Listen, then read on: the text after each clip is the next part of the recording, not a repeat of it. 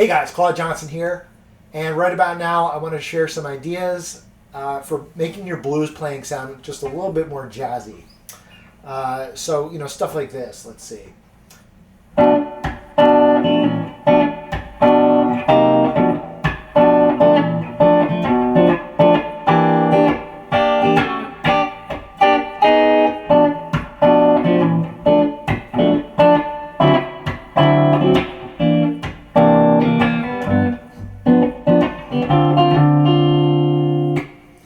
Alright, so what I'm doing here is I'm playing this chord, which is, you could think of it as either a B minor 7 flat 5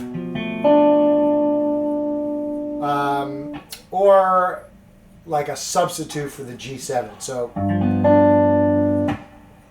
really it's like a G9. So I did like a whole other video about the relationship between 7 chords, 9 chords, minor 7 flat 5s. But just to recap, with your G7 chord, you got your root, 3rd, 5th, 7th, and you keep extending that, you get your 9. This chord here is like all those notes, but except for the root. So there's no G there, but you have your A note, and then all your other notes of the chord. So B, F, A, and D. So this shape is a real easy one. It's the middle 4 strings, and it's just 2nd fret, 3rd fret, 2nd fret, 3rd fret. Okay. So that's 1st finger, ring finger, middle finger, and pinky. All right, so that's like the first concept.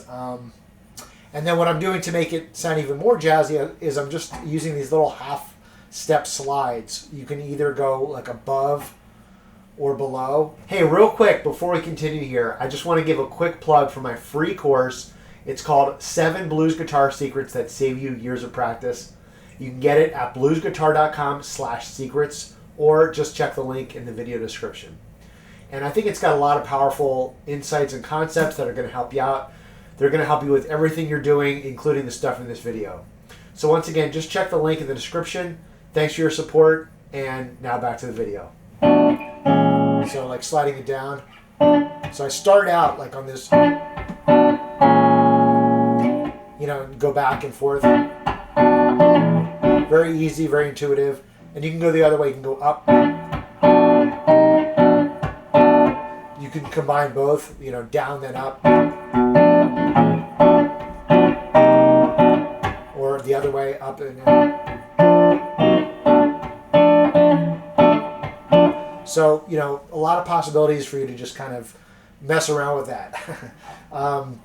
The basic rhythm that I'm doing is kind of a variation on the Charleston rhythm. I did another video about the Charleston. You should check that out. And basically, it's like there's like a little rest after the first beat, and then you come in on the 2, or sorry, you come in on the and of the 2. So 1 and. So I'm kind of turning that into a 2-bar riff. So 1 and. I like going up. I just talked a second ago about going down or up. I like the one that's up a half step just at the very end of that phrase. So just like there's a lot of anticipation in that sound. Back there. Now 4 chord, this is the same exact idea, but on the 4 chord, just up a set of strings. So instead of your whole C9, you're just using these. So again, watch my video on 9 chords. I went over that and a lot of other cool shapes, but same idea here on the 4 chord.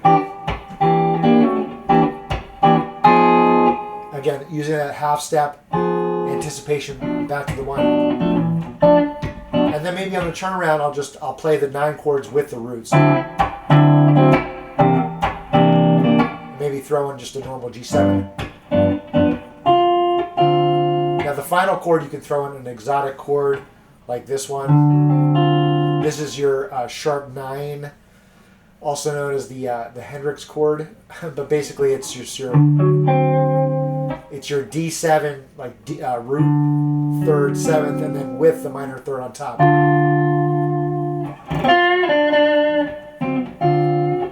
Okay.